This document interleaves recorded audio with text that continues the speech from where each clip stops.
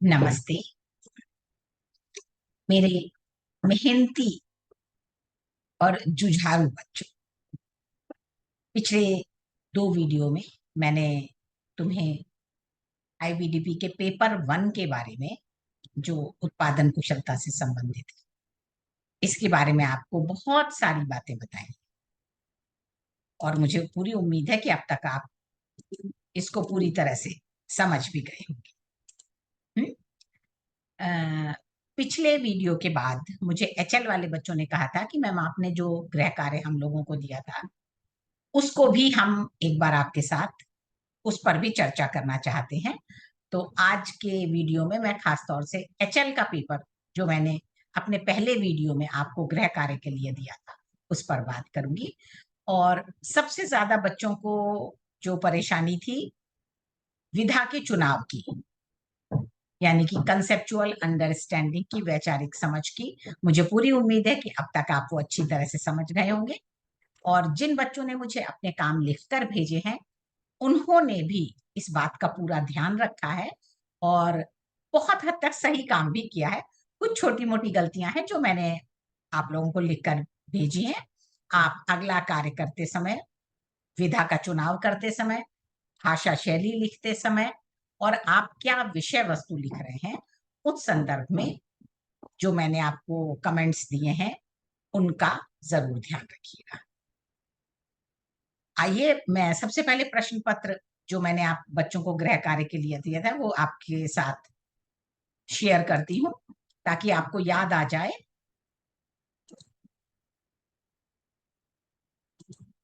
ये गृह कार्य जो मैंने आपको दिया था एचएल वाले बच्चों के लिए, इसमें आपको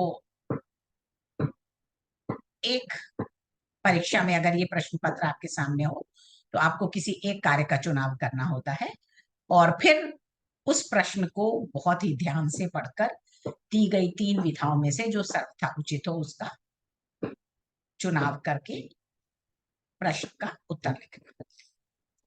आपको याद होगा कि मैंने आपको वैचारिक समझ के संदर्भ में और अपने प्रश्न का उत्तर लिखने के पहले मानदंडों को पढ़ने का सुझाव दिया था।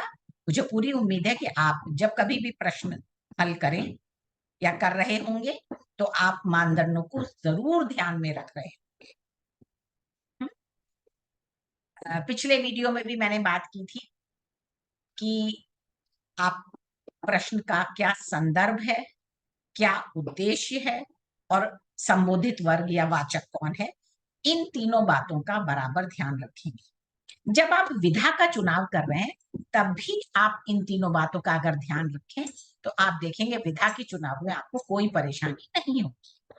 संदर्भ का मतलब है कि प्रश्न किस संदर्भ में आपसे पूछा जा रहा है, आपको उत्तर किस संदर्भ में लिखना है। फिर जो आप उत्तर लिख रहे हैं उसका उद्देश्य क्या है। और तीसरी बात कि जिस वर्ग को आप संबोधित कर रहे हैं, जो आपका वाचक वर्ग है, जो ऑडियंस है, वो क्या है। अगर आप इन तीनों बिंदुओं का ध्यान रखेंगे तो मुझे पूरी उम्मीद है चाहे विद्यार्थी आप एचएल के हों या एसएल के हों, आपको विधा का चुनाव करने में और अपना उत्तर लिखने में और अंतिम रूप में अपने अंक प्राप्त करने में आपको कोई परेशानी नहीं होगी। आप पक्का 100% अंक प्राप्त करेंगे क्योंकि आपने मानदंडों का पूरा ध्यान रखा।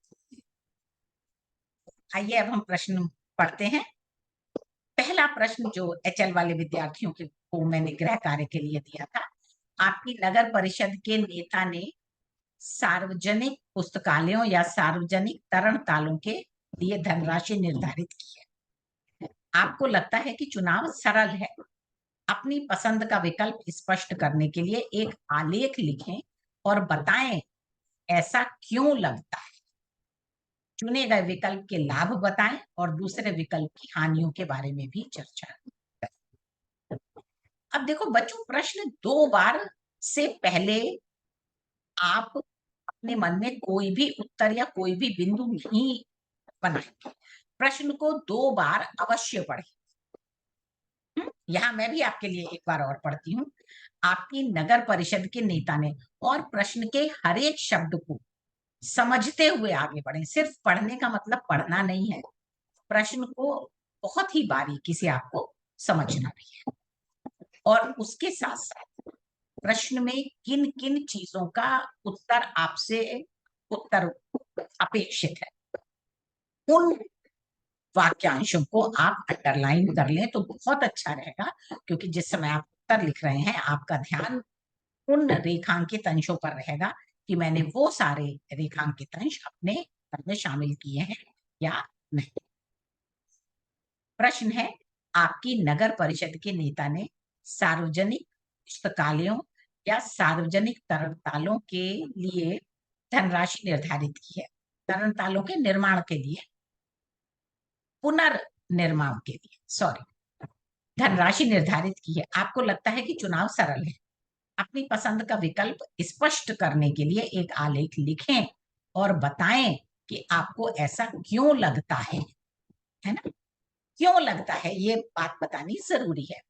चुने गए विकल्प के लाभ बताएं, यानी लाभ को अंडरलाइन करके रखेंगे, और दूसरे विकल्प की हानियों के बारे में चर्चा करें, यानी दूसरे विकल्प की हानि, इसको भी आप अंडरलाइन करके रखेंगे।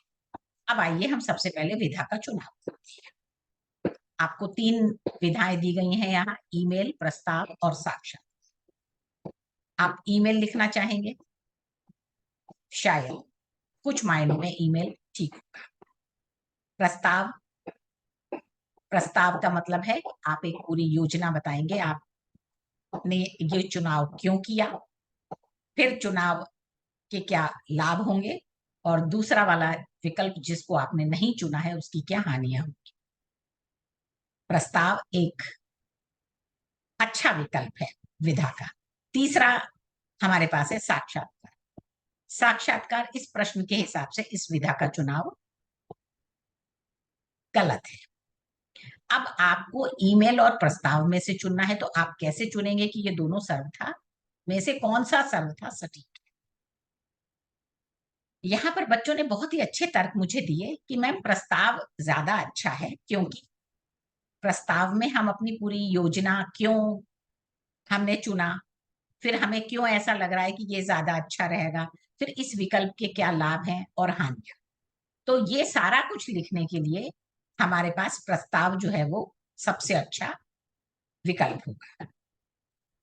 क्योंकि अगर हम ईमेल लिखते हैं, बच्चे ने बड़ी खूबसूरती से जस्टिफाई किया कि अगर हम ईमेल भी लिखें अपने नगर परिषद के नेता को, तो उसके अंदर भी हम अपनी पसंद, हमने क्यों पसंद ये किया है, क्यों ये विकल्प चुना है, यानी कि प्रस्ताव को ही हम ईमेल के अंदर लिखेंगे, प्रस्ताव के प्रारूप को ही हम ईमेल में शामिल करेंगे, और वो सारी बातें बताएंगे कि हमने ये विकल्प क्यों चुना है, इस विकल्प के क्या फायदे होंगे, और दूसरे वाले विकल्प को के क्या नुकसान होंगे।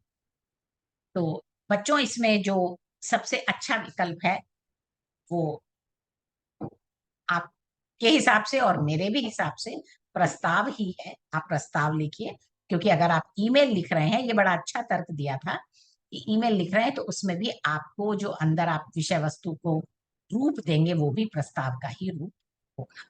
तो इस तरह से अगर आप एक एक विधा के औचित्य को ध्यान में रखते हुए कि आपसे उस विधा के प्रारूप पर जब आप प्रश्न का उत्तर लिखेंगे तो क्या आप उत्तर के हर एक पक्ष को उसमें शामिल कर पाएंगे, क्या वो उत्तर आपके उद्देश्य को पूरा कर रहा है, क्या उस विधा पर लिखा गया उत्तर संदर्भ सही संदर्भ में है, और आपका वाचक वर्ग कौन सा है, आप किस वर्ग को संबोधित कर रहे हैं, क्या वह विधा उस वाचक वर्ग के अनुरूप है। इन सारी बातों का ध्यान रखेंगे तो आप बड़े ही इत्मीनान से अपने प्रश्न को हल कर पाएंगे और अधिकतम अंक भी प्राप्त कर पाएंगे। तो ये बच्चों, हम दूसरे प्रश्न पर बात करते हैं। दूसरा प्रश्न, मैंने आपको बताया प्रश्न आपको 2 बार पढ़ना बहुत जरूरी है। मैं अभी आपके लिए एक ही बार पढ़ूंगी, पर आप 2 बार पढ़ने से पहले बिल्कुल भी अपना एक जो रफ ढांचा तैयार कर रहे हैं, आप अपने उत्तर का मुख्य बिंदु लिख के तैयार कर रहे हैं, उन्हें आपके पास पर्याप्त समय होता है और उसमें आप आराम से 450 से 600 शब्द लिख भी सकते हैं, रिवाइज भी कर सकते हैं, दोहराव भी कर सकते हैं। इसलिए प्रश्न पढ़ते समय बिल्कुल भी जल्दबाजी ना करें, क्योंकि अगर आपने प्रश्न को गलत तरह से समझ लिया तो फिर आपका उत्तर उतना अच्छा नहीं होगा। आप कोई ना कोई पक्ष छोड़ देंगे या लिखना भूल जाएंगे, उसको नजरअंदाज कर देंगे और फिर आपका उत्तर अधूरा माना जाएगा। तो आप प्रश्न को 2 बार अवश्य पढ़ेंगे। दूसरा प्रश्न है, विद्यार्थियों में इंटरनेट के बढ़ते प्रयोग के साथ साथ आपने देखा है कि ऑनलाइन इंटरनेट का उपयोग करते समय शिष्टाचार में लगातार गिरावट आई। स्कूल के प्रधानाचार्य को इस समस्या से अवगत कराते हुए आलेख लिखें, जिसमें समस्या का ब्यौरा, शिष्टाचार का महत्व और समाधान प्रस्तुत करें। इस प्रश्न में बिल्कुल स्पष्ट है कि आपको स्कूल के प्रधानाचार्य को लिखना है। तो सबसे अच्छा क्या होगा?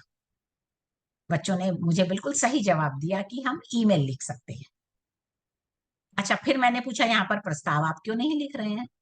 क्योंकि प्रस्ताव हमारी एक योजना होती है कि उसमें हम अपनी तरफ से प्रस्ताव दे रहे हैं कि हम ऐसा-ऐसा करना चाहते हैं, इसके ये फायदे होंगे, ऐसा करने से ऐसे-ऐसे लाभ होंगे, तो इसलिए इन सब चीज़ों को किया जाए। आप मुझे इसकी अनुमति दें ताकि मैं ये सब चीज़ें करूँ। आप इस तरह की एक योजना पेश करते हैं, लेकिन यहाँ पर बिल्कुल स्पष्ट है कि आपको स्कूल के प्रधानाचार्य को इस समस्या से अवगत कराना है, उस समस्या का ब्यौरा देना है, शिष्टाचार का महत्व बताना है। ये टुकड़े आप अंडरलाइन करके रखेंगे, समस्या का ब्यौरा, शिष्टाचार का महत्व और समाधान। तो इसमें लॉग लिखना तो किसी भी तरह से उचित नहीं होगा। यानी इस प्रश्न में अगर हम संदर्भ देखें तो संदर्भ है शिष्टाचार की समस्या, उसमें लगातार गिरावट आ रही है उस संदर्भ में, और हमारा उद्देश्य है कि हम प्रधानाचार्य को उस समस्या से अवगत कराएं, और वाचक वर्ग यानी संबोधित वर्ग भी हमारा हमको स्कूल की प्रधानाचार्य को लिखना है। तो यहाँ पर हमारी भाषा औपचारिक होगी, हम ईमेल लिखेंगे प्रधानाचार्य को, और मैंने जो जो टुकड़े आपको रेखांकित करने को कहे हैं उन सभी के बारे में आप विस्तार से अपने ईमेल में शामिल करेंगे अपने विचार। तीसरा प्रश्न है, हाल ही में हुए शोध से पता चला है कि आपके समुदाय की बुजुर्ग पीढ़ी में प्लास्टिक का उपयोग कम नहीं हुआ है। अपने क्षेत्र की बुजुर्ग पीढ़ी को अपनी आदतें बदलने के लिए प्रोत्साहित करते हुए एक आलेख लिखें और यह भी बताएं कि यह क्यों आवश्यक है। एकल उपयोग प्लास्टिक की समस्याओं का वर्णन करें, ऐसे उपाय सुझाएं जिनसे इस पीढ़ी के लोग प्लास्टिक के उपयोग से बच सकें। ये प्रश्न जितना अच्छा है वैसा ही मेरे एक बच्चे ने बहुत ही सुंदर, बहुत ही अच्छा, मतलब बहुत ही प्रभावशाली भी कहूंगी, जवाब लिखा, वो मैं आपके साथ शेयर करूंगी ताकि आपको भी ये बात समझ में आ सके कि उसने कैसे एक योजना तैयार की और एक प्लॉट तैयार किया कि मैं इसको क्या लिखूं। यहाँ पर ईमेल विधा उचित नहीं है, क्योंकि उनका कहना था कि हम बुजुर्ग पीढ़ी को सबको तो ईमेल नहीं लिख सकते, सामान्य रूप से पूरी बुजुर्ग पीढ़ी को हमें कोई बात बतानी समझानी है, तो ईमेल की बजाय लेख ज्यादा अच्छा